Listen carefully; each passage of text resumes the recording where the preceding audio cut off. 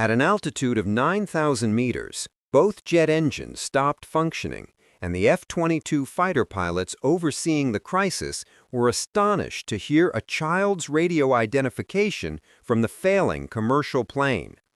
They found it hard to believe.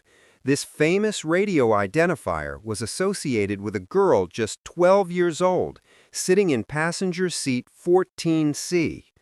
The events that followed would permanently astonish everyone in the aviation industry. Before viewing the complete narrative, please leave a comment indicating your country. Remember to subscribe for additional incredible stories. Golden rays from the rising sun illuminated the boarding area at Denver International Airport as travelers walked onto Flight 847 headed to Seattle. A thin 12-year-old girl with reddish-brown hair tied in a basic ponytail walked among them. She had on casual clothing, denim pants, athletic shoes, and a sweatshirt. A violet-colored backpack adorned with national park emblems hung from her back. Every passing adult perceived her as simply another young person traveling without parental accompaniment. The boarding agent had accompanied her personally onto the plane. "Your assigned seat is 14C, sweetheart. It's next to the window," she said. "The cabin crew will monitor you during the entire journey, all right?"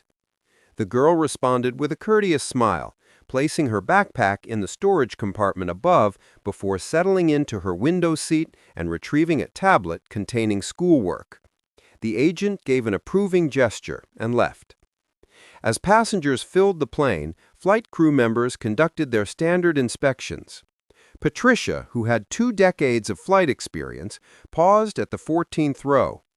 "Hello, my name is Patricia, and I'll be attending to you on this flight. May I know your name, dear?" she asked. The girl glanced upward. "I'm called Emma, ma'am. I'm traveling to Seattle for a 2-week visit with my grandmother." Patricia responded with genuine warmth. "That sounds lovely, Emma. Should you require anything, simply activate this call button, okay?" Emma expressed her thanks politely, and Patricia continued down the aisle. The male business traveler in seat 14B got comfortable, briefly noting her educational materials with polite disinterest before accessing his computer. The senior couple seated across gave Emma a friendly smile before focusing on their own preparations. None of these travelers realized Emma possessed something far more important than homework assignments. Hidden in her backpack was a small wooden nameplate displaying a radio call sign that held prestigious standing within military flying communities. This call sign, Phoenix, symbolized 4 successive generations of notable military pilots. Emma's great-grandfather had received this designation while flying P-51 Mustangs during European operations. Her grandfather earned it throughout Vietnam flying F-4 Phantoms, and her mother obtained it as an F-16 instructor pilot. Emma had gained the privilege to use the Phoenix designation through remarkable bravery 2 years prior. At age 10, she attended an aviation exhibition when a historic aircraft suffered complete mechanical breakdown.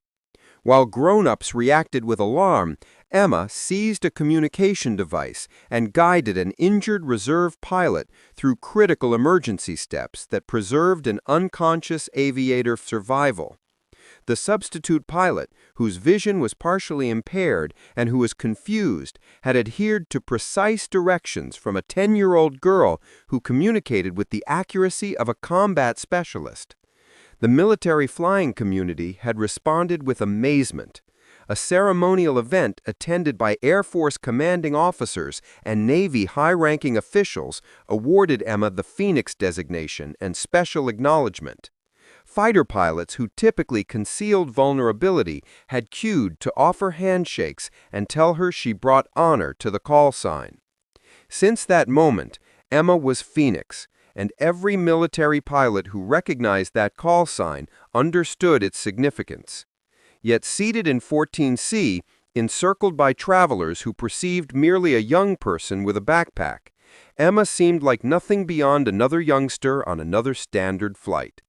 She focused on her summer literature homework and periodically looked through the window as the Boeing 737 ascended toward its traveling altitude.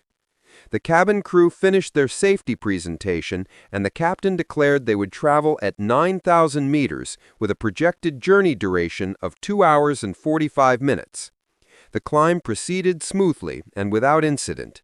Patricia delivered Emma extra cookies with a knowing wink.